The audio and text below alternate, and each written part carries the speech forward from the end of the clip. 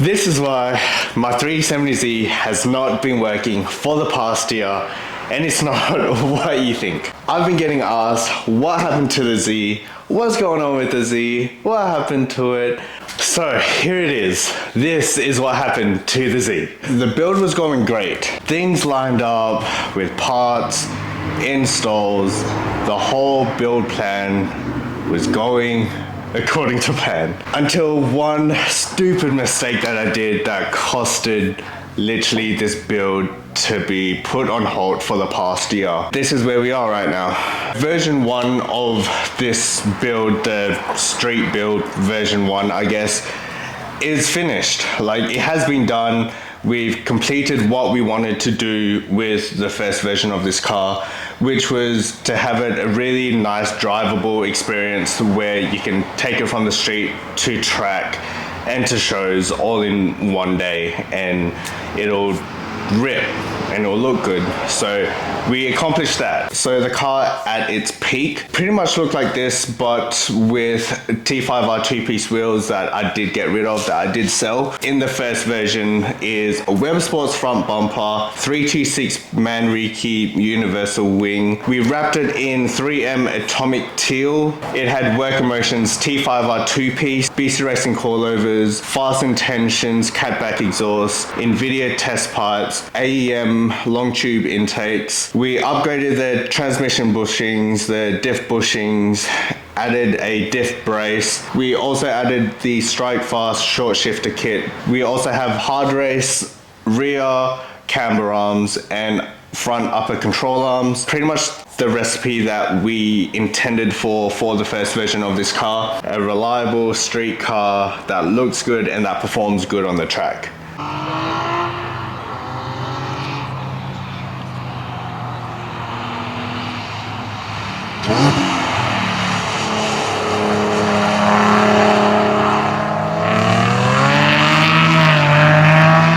It wasn't a complete track weapon, but it was very, very good on the track, I have to admit. It turned heads at car meets, at car shows on the street, but now it's only turning my head in the garage while it's not working.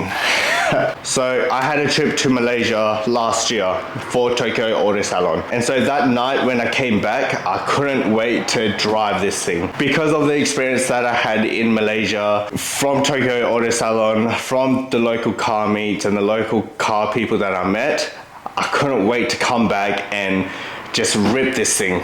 That was what I was very, very excited for. So I came back that night and the battery in this car was dead. And I had like 5 batteries in the garage that I just kept swapping out to see which one worked. None of them could start the actual car. And yes, you could say I could have just waited till the next day to buy a battery for this car and drive it.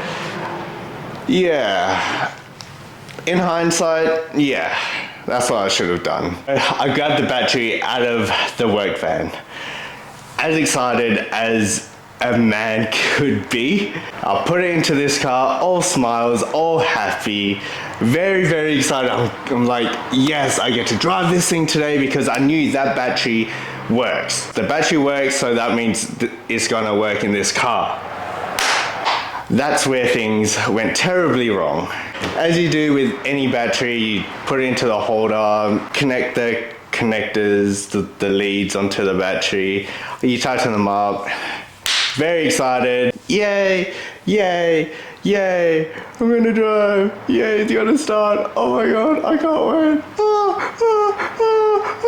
So I rushed inside, all happily, yes, let's go, we get to drive it, let's do it, let's go. And then pressed the start button, beep, beep. And then all I saw was a spark and a puff of smoke from the engine bay. You know the danger to manifold scene in Too Fast, Too Furious and the floor pan drops? That was my heart dropping through the floor pan. That was my heart, just... No way I messed this up. It's a simple battery replacement install. No way I messed this up, right? It's going to be a couple fuses, a couple relays. Yeah, cool. You know what I found? Oh, bro. This is so embarrassing. The poles were reversed on the battery. Yes. This guy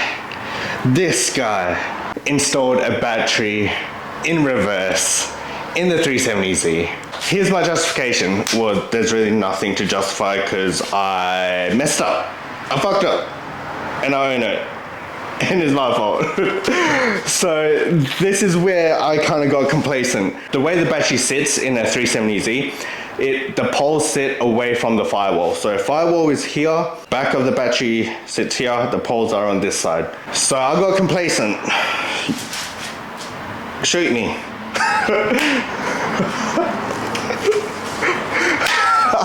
So what's wrong with the Z now? What has happened to the Z? This is the question.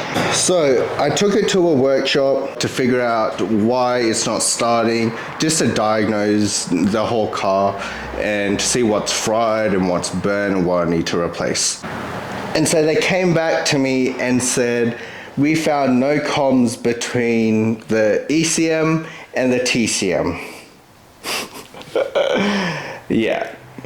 The two main things that make the car function. So that means they're both fried. So that's fun. And you know what's more fun? Only the Nissan dealership can change it, can fix it, because they are the only ones that solely hold the license to program it to the specific car that they're changing it in. That's right. The dealership. And those two might not even be the only things that are fried at this point.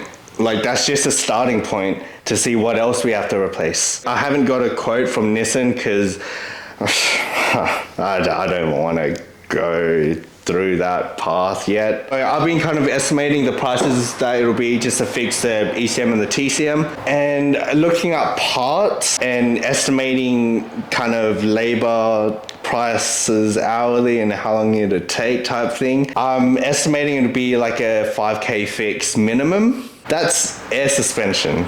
That's the whole body kit on the Merc. That's a paint job on the Merc. If you build cars and modify cars, then you kind of know what I'm going through right now. But I also want this car running for me, for you guys, and just to have this car driving again. And also one other thing, the registration on this has lapsed. I got completely mixed up with like registration dates for this car and the Merc. I don't know how, I completely got mixed up. So that means I have to take this car through the pit inspections to get this road registered. I have to put this car back to stock, well, close to stock. There's not really much things that I have to take off in order to make it through pits. What does this mean for the Z?